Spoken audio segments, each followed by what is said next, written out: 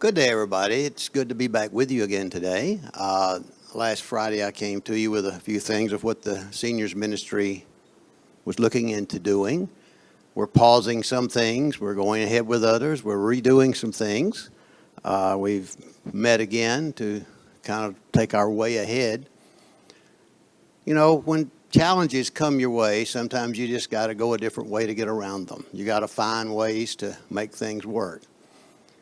And that's one thing that I've always loved about our church is if this doesn't work, we try something else.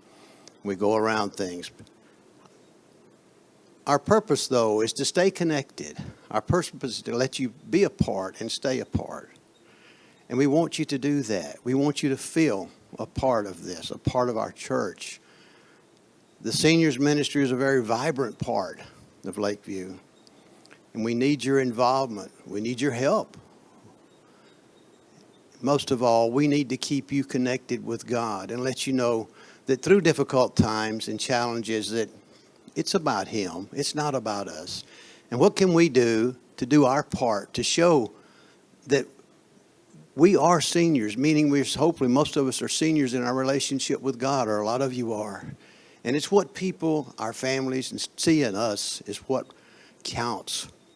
Are they seeing someone steady? Are they seeing someone that's just in conflict and all scared to death?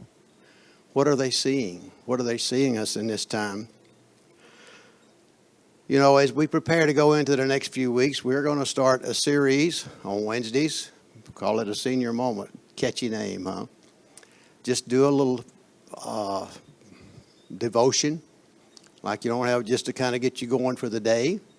It'll be done by different people in our church, and we'll be coming forward with that very shortly.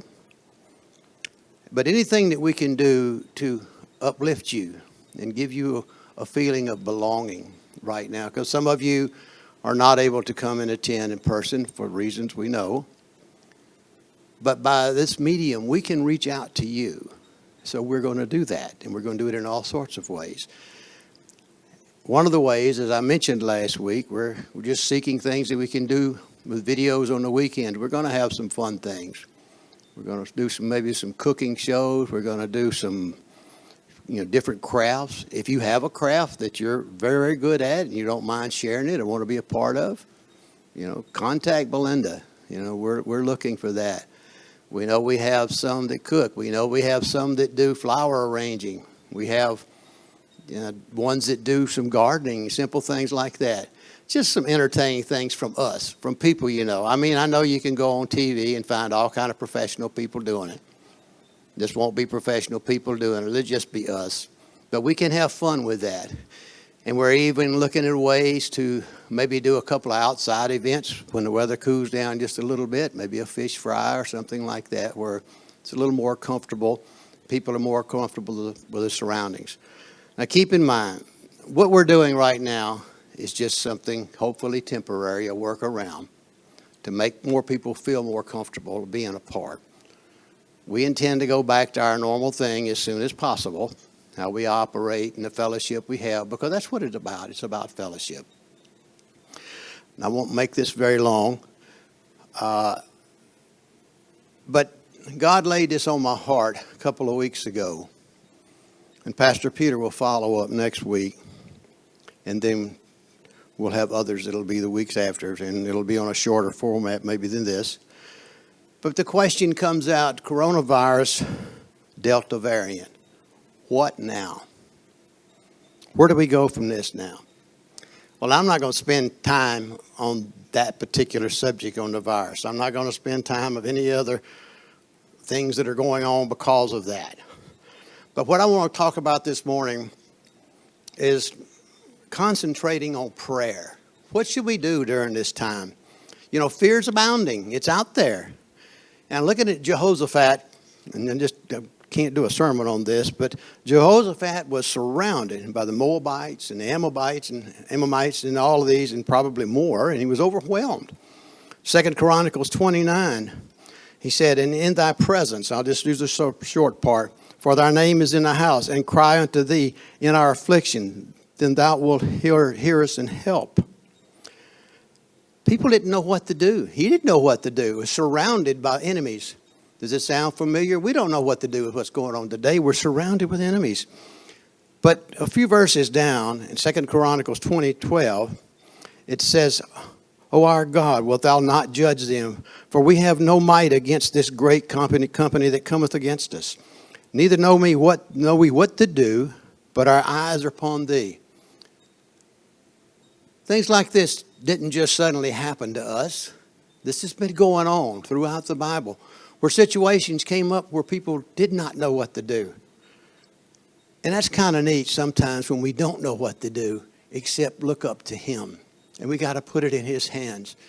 But we got to have faith and confidence. And how do we get that? We get it by prayer and by holding on to him.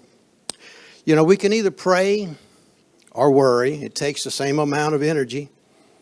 One leads to peace and the other leads to panic. You know, this virus, as we've seen, is no respecter of person. Rich or poor, things that goes on like that. But we need to stay in prayer, really, more so about that, about your soul, about where your relationship. Where is our trust? Where is it? We need to control our mind. You know, 2 Timothy 1 says, For God has not given us a spirit of fear, but of power and of love and of a sound mind. Vain imaginations can run away, have a tendency to run rampant with us during situations. And again, we've not faced anything like this in any of our lifetimes. But we can, every day it's something new, been bombarded with things. And I pretty well just don't watch the news anymore. That's just me. And I'm a news junkie, but I've just kind of gone away from that. Isaiah 26:3 says, Thou wilt keep him in perfect peace, whose mind is stayed on thee, because he trusteth in thee. You know, we really need to be concerned about it, as I said once before, but not just consumed by it. Imagine a future with Christ wasn't in it. There's nothing to look forward to in that. One quick little story on this. Story of a pastor who happened to be on a flight going across country. And they went through an area where the plane, was bouncing up and down, scaring everybody to death. And the pastor just happened to look around, and he's the plane just surveying. And many of you have flown a lot. You know what that's like. But he sees this little girl over here. She's just going along like nothing's happening, nothing's going on. Well, when they get through, everything was okay. But when they land, they go to get off the plane, and people got up and left. And the pastor noticed the little girl still sitting there, and he just walked over to her and says, Honey, I looked around when we were going through all that weather. Says, you didn't seem to be concerned at all. What was going on? Says, I'd just like to know, why weren't you? She said, because my dad's the pilot. A simple story, a true one. But guess who our pilot is? It's God. Guess who knows where we're going with this? Count your blessings even this. Count what God has done for you and how blessed. He's not going to turn his back on you. He didn't turn his back on you when things were going well in our lives. He's there for us. He's there in every way that we can be. I mean, you look a little over a year ago, we were thankful to find toilet paper, I still don't know what they did with all that. Well, I don't want to go there.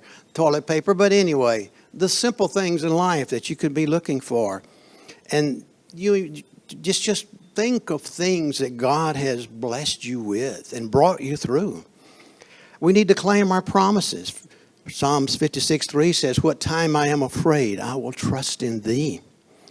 Isaiah 12:2, Behold, God is my salvation. I will trust and not be afraid. For the Lord Jehovah is my strength and my song. He is also my salvation. Hebrews 13:5, Let your conversation be without covetousness, and be content with such things as ye have. For he has said, I will never leave thee nor forsake thee. So that we may boldly say, The Lord is my helper, and I will not fear what man shall do unto me. And I'll close out as what is our responsibility, particularly as a senior, particularly as some of our children and grandchildren look up to us. What are they seeing? Who are they seeing in these times of situations? Are they see somebody that's consumed with all of the stuff that's going on? And I don't mean you ignore it. You have to be safe. But are they seeing someone who is praying, someone who knows that it's in God's hands? Whatever happens, it's in God's hands. And we need to carry on and do our work that we have to do. Our work for today is what God has called you to be. Everybody, God has called us all to do something, whatever that may be. Whether it's washing dishes at a church function, being a waiter, which I enjoy doing. And some of you serve, so many of you do, serve at our different functions here. It's part of serving God. And we need to keep that in focus.